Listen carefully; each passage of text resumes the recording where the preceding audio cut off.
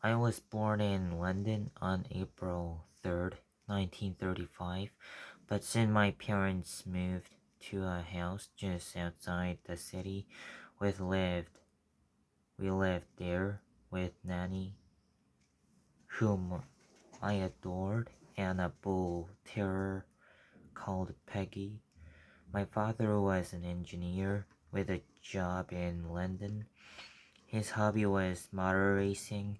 He drove a very expensive car as Aston Martin.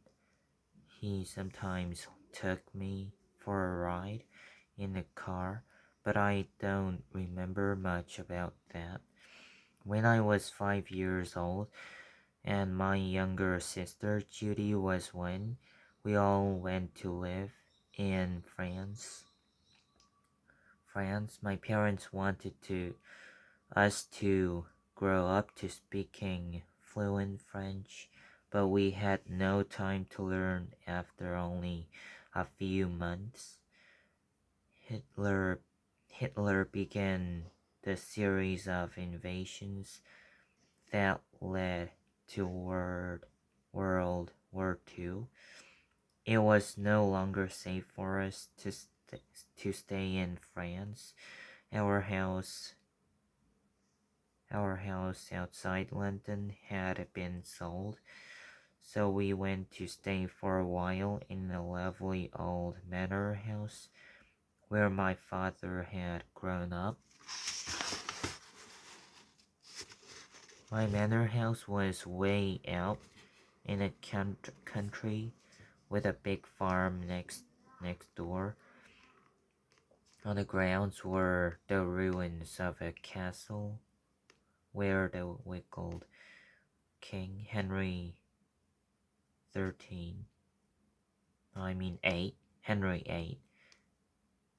had shut up one of his wives. I remember those ruins. They seemed scary and all gray, crumbling stone and spider webs. There were bats in one room that still had part of its roof. The manor house itself was very old too.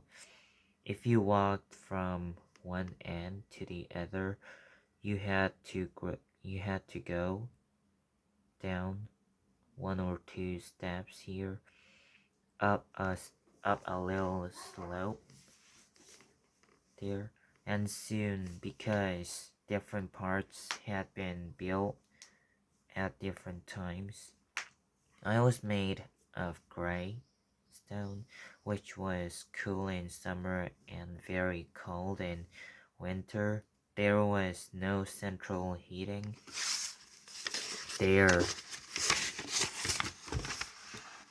there were few places in England with central heating in those days.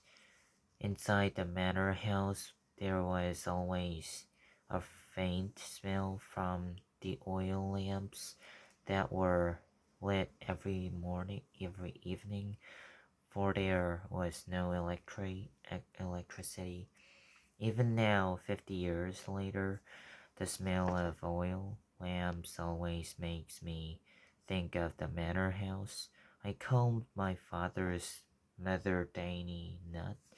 She loves geese, and there were always 6 or more grazing on the grass near the house, and there was a very big enclosure for hens with 5 hen houses in it, like the one in which I used to help feed the hens and collect the eggs.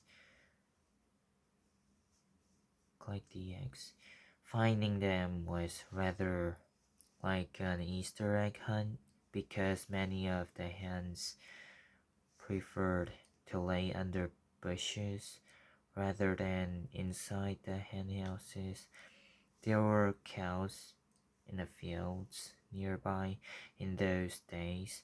They were all milked by hand, and I loved to watch the the, the dairy maid squirt the white milk into her pail while the cow placidly placidly chewed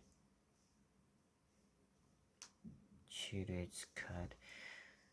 There were some heavy farmhouses grazing in the meadows, and often a racehorse mare out to grass with her foal. Racehorses were the businesses of my father's brother, my uncle Rex. He had a small racing stable and managed a little racehorse about 4 miles from the manor house. Once, when I was 2 years old, I was allowed to ride one of the racehorses. His name was Painstalker. Uncle Rex showed me how to make him move to the left or right by gently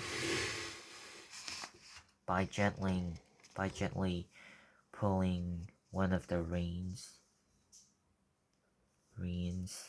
and I managed to steer him all by myself in and out of the line of trees that ran along the main street of the little village.